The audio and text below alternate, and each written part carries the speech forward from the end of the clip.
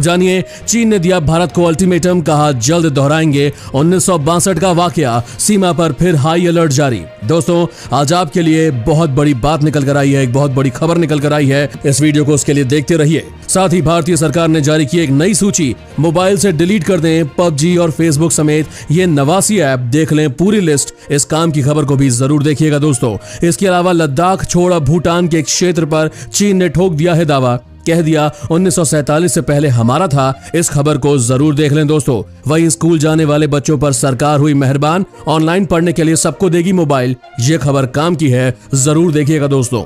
और साथ ही जानिए, देश के लिए बलिदान किया अपना शरीर, भारत में इस शख्स को लगाया जाएगा कोरोना का पहला इंजेक्शन। इस बड़ी खबर को जरूर देखें दोस्तों। इसके अलावा चीन ने भारत को दी धमकी, बोला अगर ऐसा किया तो फिर भुगतने पड़ेंगे बुरे अंजाम। इस खबर को जानने के लिए वीडियो को जरूर देखते रहिए। और एक बुरी खबर, नेपाल में भी घुस गया है चीनी वायरस, नेपाल ने भारत पर लगाया प्रतिबंध। इस खबर को जरूर देखें। और साथ में जाने, अमेरिका ने फिर उठाया चीन में मुस्लिमों को मारने का मुद्दा, कहा चीन को ओलंपिक से बाहर किया जाए। इस खबर को भी जरूर देखिएगा दोस्तों। और फिर लौट आया है खतरनाक मॉनसून, आगामी 24 घंटे के लिए मौसम विभाग ने कई राज्यों में हाई अलर्ट किया जारी। दोस्तों, ये खबर भी आपके बेहद काम की है दोस्तों। इसके अलावा भी आज पूरे देश से बेहद बड़ी और महत्वपूर्ण खबरें निकल कर आ रही है, तो चलिए फटाफट से ले चलते हैं आपको आज की सबसे पहली बड़ी खबर की तरफ। लेकिन उससे पहले इस वीडियो को बनाने में मुझे बहुत मेहनत लगती है, और इस मेहनत के लिए वीडियो को आप जरूर पूरा देखिएगा और वीडियो को एक बार लाइक भी कर दे। दोस्तों, चलिए सबसे पहले आपको एक बार चीनी बीमारी से संक्रमित लोगों का आंकड़ा बता देते हैं। पिछले 24 घंटे में कोरोना के 26,506 नए मामले सामने आए हैं, जिसके बाद अब देश में 7,93,802 केसेस हो गए हैं। और वहीं अब मरने वालों की संख्या 21,604 हो चुकी है, जो कि एक बेहद दुखद बात है। चलिए दोस्तों, अब बात करते हैं आज की सबसे पहली बड़ी खबर की। देश के लिए बलिदान किया अपना शरीर, भारत में इस शख्स को लगाया जाएगा कोरोना का पहला इंजेक्शन।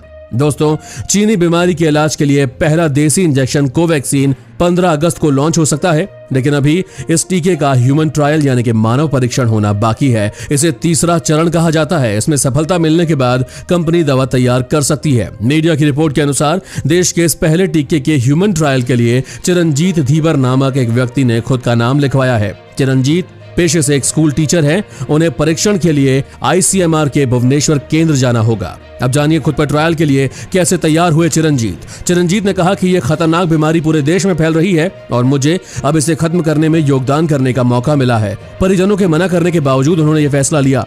उन्होंने कहा कि देश के लिए मेरा शरीर किसी काम आ सके, इससे ज्यादा खुशी की कोई बात हो ही नहीं सकती। लेकिन उनके मन में हमेशा एक डर बना रहता है, क्योंकि इससे चिरंजीत की जान को भी खतरा है। बता दें कि इस ह्यूमन क्लिनिकल ट्रायल के लिए सिर्फ उन्हीं लोगों को चुना जाएगा या चुना गया है जो अपनी मर्जी से आगे आए हैं। उन्हें इसके बारे में सब कुछ पहले ही बता दिया जाएगा और उनकी सहमति के बाद ही उन्हें परीक्षण में शामिल किया गया है। दोस्तों, चिरंजीत के इस बलिदान की वीडियो को शेयर जरूर करें ताकि हर कोई उनके साहस के बारे में जान सके, और साथ ही ये प्रशिक्षण सफल हो इसकी दुआ कीजिए।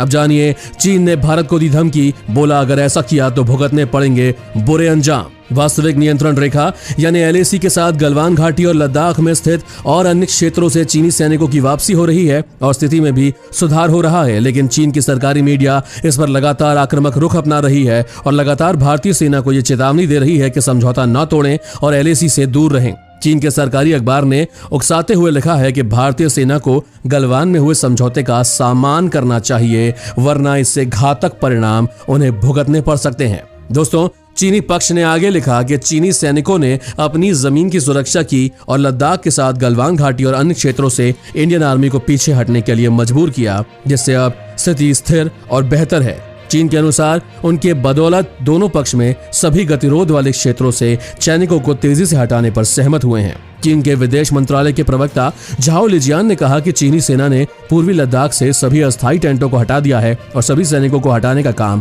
पूरा हो गया है। दोस्तों, चीन के आधिकारिक प्रवक्ता नरम रुख अपना रहे हैं, जबकि सरकारी मीडिया लगातार धमकी और चेतावनी की भाषा का प्रयोग कर रही है। इस रणनीति के जरिए चीन अपनी मंशा भी जाहिर करता है और शांति की बात करता रहता है। दोस्तों, क्या भारत को अब पड़ोसी चीन से अपने सभी रिश्ते खत्म कर लेने चाहिए या नहीं, कमेंट में जरूर बताएं। और अब जानिए, लद्दाख छोड़ अब भूटान के इस क्षेत्र पर चीन ने ठोक दिया है दावा, कहा 1947 से पहले ये हमारा था। दोस्तों, चीन एक ऐसा देश है जो अपने पड़ोसी देशों की सीमाओं में घुसपैठ के लिए जाना जाता है। भारत के साथ सीमा विवाद के बाद चीन ने भूटान पर अपना दावा किया है और कहा है कि वो एक विवादित क्षेत्र है। अब इस मामले को लेकर अमेरिका ने चीन पर कड़ी प्रतिक्रिया दी है। अमेरिका ने कहा कि चीन लगातार पड़ोसी देशों के साथ सीमा विवाद में उलझ रहा है। बता दें कि चीन भारत, नेपाल और भूटान समेत लगभग 11 देशों की जमीनों पर अपना हक जता चुका है। इसे लेकर चीन की हर देश के साथ तनातनी जारी है और वहीं तिब्बत का उदाहरण भी पूरी दुनिया के सामने है। अब चीन ने भूटान को लेकर कहा है कि उसके साथ कभी सीमा निर्धारित नहीं की गई, लेकिन ये विवाद हुआ है। साथ ही चीन ने इसे लेकर किसी भी तीसरे देश को दखल नहीं देने की बात भी कही। यानी चीन ने इशारा किया है कि भारत और अमेरिका इस मामले में बीच में ना आए। लेकिन हमेशा की तरह ही अमेरिका ने चीन को इस मसले में फटकार लगाई है और याद दिलाया है कि वो दुनिया को ऐसे दादागिरी नहीं दिखा सकता है। अमेरिकी विदेश मंत्री माइक पोम्पियो ने चीन को लेकर कहा कि चीन की कम्युनिस्ट पार्टी ने हाल ही में भूटान के साथ सीमा विवाद बताया है और हिमालय की पहाड़ी श्रृंखला से लेकर वियतनाम के समुद्री क्षेत्र तक चीन लगातार सीमा विवाद को बढ़ाता ही जा रहा है। दुनिया को चीन की इस दादागिरी को बर्दाश्त नहीं करना चाहिए। भारत ने माकूल जवाब दिया।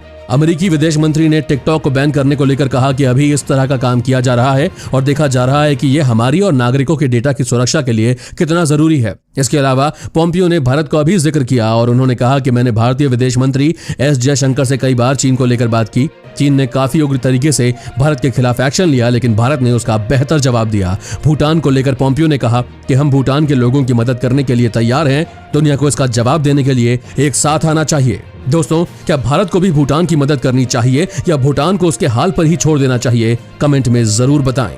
और अब जानिए, नेपाल में भी घुस गया है चीनी वायरस। बेवजह भारत के टीवी चैनलों पर लगाया प्रतिबंध। दोस्तों, ऐसे समय में जब नेपाल राजनीतिक अशांति से गुजर रहा है और भारत नेपाल संबंध तनावपूर्ण बने हुए हैं, काठमांडू ने भारत सरकार के ब्रॉडकास्टर दूरदर्शन को छोड़कर बाकी सभी भारतीय समाचार चैनलों पर प्रतिबंध लगा दिया है। यह प्रतिबंध इसलिए लगाया गया है क्योंकि नेपाल के प्रधानमंत्री ओली और चीन की महिला राजदूत हाउ यांकी के बारे में हमारे किसी टीवी चैनल ने कुछ आपत्तिजनक टिप्पणी कर दी थी और किसी अखबार ने ओली पर एक मजाकिया कार्टून भी छाप दिया था। समाचार एजेंसी एएनआई ने नेपाली केबल टीवी प्रदाताओं के हवाले से खबर दी है कि देश में भारतीय समाचार चैनलों के लिए सिग्नल बंद कर दिए गए हैं। द हिमालयन टाइम्स के अनुसार ये कदम कुछ भारतीय टीवी चैनलों द्वारा नेपाल के प्रधानमंत्री केपी शर्मा ओली और चीनी दूत नेपाल हाउ यांकी के बारे में अपमानजनक रिपोर्ट के प्रसारण के बाद आया है। नेपाल के सूचना और प्रसारण मंत्री युवाराज खातीवाड़ा ने इसकी घोषणा करते हुए बताया कि नेपाल के नेताओं के चरित्र हनन में लिप्त कुछ चैनलों के कारण ये फैसला लिया गया है।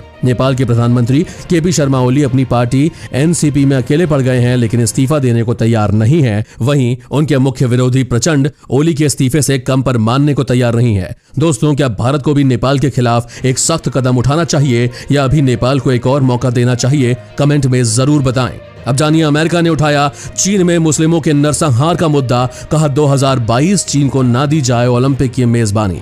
दोस्तों, अमेरिकी सांसद ने चीनी सरकार पर मुसलमानों के नरसंहार के आरोप लगाए हैं। उन्होंने कहा कि उइगर मुसलमानों के क्रूर दमन के कारण चीन को 2022 ओलंपिक खेलों की मेजबानी करने की अनुमति नहीं दी जानी चाहिए। टेड जोहो ने कहा कि चीनी कम्युनिस्ट पार्टी ने देशव्यापी अभियान को लागू कर उइगर और पूर्वी तुर्क आबादी पर अत्याचार, बलात्कार और नसबंदी जैसे क्रूर घटनाओं को अंजाम दिया है। उन्होंने कहा कि चीनी राष्ट्रपति शी जिनपिंग कोरोना का उपयोग कर रहे हैं और चीन दुनिया भर में अपने विस्तारवादी अभियान के लिए महामारी का उपयोग कर रहा है। उइगरों को मारकर चीन अपनी जातीय पहचान और जनसंख्या को मिटा रहा है। रिपोर्टों में कहा गया है कि चीनी सरकार ने उइगरों के दैनिक जीवन को नियंत्रित करने के लिए 11 लाख चीनी आर्मी के लोग भेजे हैं। इनका काम उइगुर घरों में रहना है, यदि आवश्यक हो तो उनके साथ एक ही बिस्तर साझा करना और उनके दैनिक जीवन के सभी पहलुओं को नियंत्रित करना है। चीनी सरकार द्वारा शुरू किए गए डबल रिलेटिव प्रोग्राम के तहत चीनी सैनिक हर 2 महीने में कम से कम एक बार यहाँ की यात्रा करते हैं और लगभग 1 सप्ताह तक रहते हैं। अब जानिए, भारतीय सेना ने जवानों से कहा मोबाइल से डिलीट करें टिकटॉक, पबजी, फेसबुक समेत ये 89 ऐप्स। देखें पूरी सूची। दोस्तों, भारत सरकार ने चीन के 59 मोबाइल ऐप्स पर हाल ही में बैन लगाया, तो अब भारतीय सेना ने 2 कदम आगे बढ़ते हुए 89 ऐप्स बैन कर दिए। इसमें पबजी, फेसबुक, इंस्टाग्राम, जूम और टिंडर से लेकर ट्रू कॉलर तक शामिल है। भारतीय सेना ने अपने जवानों, अधिकारियों समेत तमाम कर्मियों को आदेश दिया है कि वो अपने अपने स्मार्टफोनों से उन ऐप्स को तुरंत डिलीट कर दें जिनके नाम इस लिस्ट में शामिल है। जानकारी के मुताबिक ये फैसला इसलिए लिया गया है ताकि कोई भी सेना की जानकारी लीक ना हो सके। सेना ने इसके लिए 15 जुलाई तक की समय सीमा निर्धारित की है, यानी 15 जुलाई तक सेना के हर जवान को अपने अपने स्मार्टफोन से बताए गए सभी 89 मोबाइल ऐप्स डिलीट करने होंगे। बता दें कि हाल ही में चीन के साथ सीमा पर जारी गतिरोध के बीच मोदी सरकार ने भी बड़ा फैसला लिया था। सरकार ने 59 चीनी ऐप्स के खिलाफ कठोर कदम उठाते हुए तुरंत बैन करने का फरमान जारी कर दिया था। इनमें टिकटॉक जैसा काफी मशहूर ऐप भी शामिल था, जिसे गूगल प्ले स्टोर और एप्पल ऐप स्टोर ने भारत में से हटा दिया था, जिससे देश में मोबाइल फोन उपयोगकर्ताओं की इन ऐप तक पहुंच बंद हो गई है। सेना ने उन्हीं ऐप्स को डिलीट करने को कहा है जिन पर कभी न कभी पर्सनल डेटा चोरी के आरोप लगे हैं, वो चाहे दुनिया भर में काफी लोकप्रिय सोशल मीडिया ऐप फेसबुक और इंस्टाग्राम ही क्यों ना हो। जानकारी के मुताबिक सेना के आदेश में यह भी कहा गया है कि जवान व्हाट्सएप, यूट्यूब और ट्विटर जैसे महत्वपूर्ण मोबाइल ऐप का इस्तेमाल अपने स्मार्टफोन पर कर सकते हैं। और अब जानिए 9वीं से 12वीं तक के बच्चों पर सरकार हुई मेहरबान, मोबाइल देने पर कर रही है विचार। दोस्तों, हरियाणा के 9वीं से 12वीं तक के बच्चों पर अब सरकार मेहरबान होने जा रही है। दरअसल कोरोना काल के दौरान स्कूल तो बंद है और घर बैठे विद्यार्थियों की ऑनलाइन क्लासेस चल रही हैं। ऐसे में कई ऐसे विद्यार्थी भी हैं जिनके पास स्मार्टफोन या टैब नहीं है। ऐसे छात्रों के लिए अब हरियाणा सरकार निःशुल्क टैब देने पर विचार कर रही है। ये जानकारी हरियाणा के शिक्षा मंत्री कंवर पाल गुर्जर ने मीडिया में चर्चा करते हुए दी।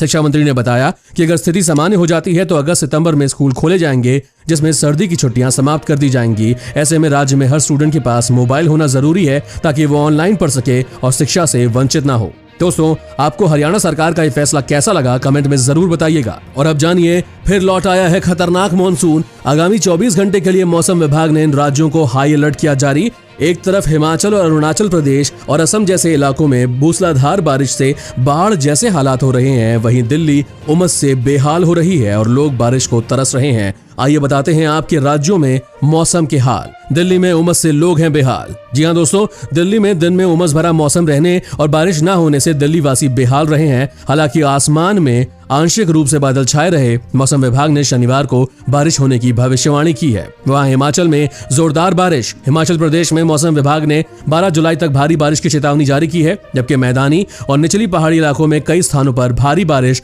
आंधी और गरज के साथ बारिश होने की चेतावनी जारी की गई है। पंजाब और हरियाणा में मौसम खुशनुमा। हरियाणा और पंजाब में यहां अधिकतम तापमान गुरुवार को सामान्य सीमा के करीब रहा। चंडीगढ़ का तापमान 35.2 डिग्री सेल्सियस रहा और मौसम विभाग ने बताया कि शहर में शाम को बारिश हुई। विभाग ने अगले 2 दिनों में हरियाणा और पंजाब में भारी बारिश और गरज के साथ बारिश का अनुमान व्यक्त किया है। राजस्थान में भी हुई तेज बारिश। राजस्थान के अनेक हिस्सों में बारिश का दौर जारी है और बीते 24 घंटे में राज्य के विभिन्न इलाकों में हल्की से मध्यम बारिश दर्ज की गई है। मौसम विभाग के अनुसार सबसे अधिक बारिश अलवर के मंडावर में 86 मिलीमीटर दर्ज की गई। कई और जगह भी हल्की से मध्यम बारिश हुई है। विभाग के अनुसार बारिश का दौर अभी 1 हफ्ता और जारी रहेगा। यूपी में भारी बारिश का दौर रहेगा जारी। उत्तर प्रदेश में मानसून सक्रिय है और पिछले 24 घंटों के दौरान भी प्रदेश में कुछ स्थानों पर बारिश हुई।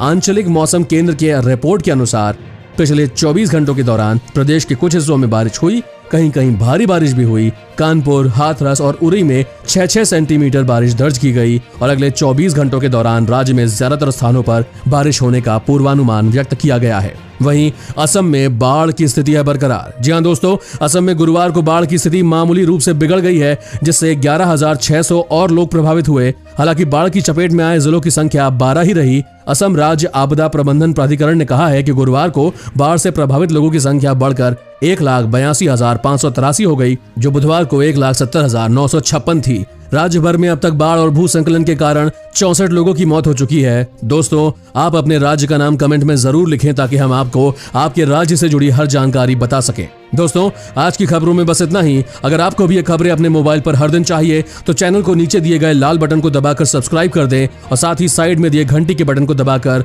ऑल पर क्लिक कर दें। इसे अपने दोस्तों और परिवार के साथ शेयर भी करें। पूरी खबर देखने के लिए धन्यवाद।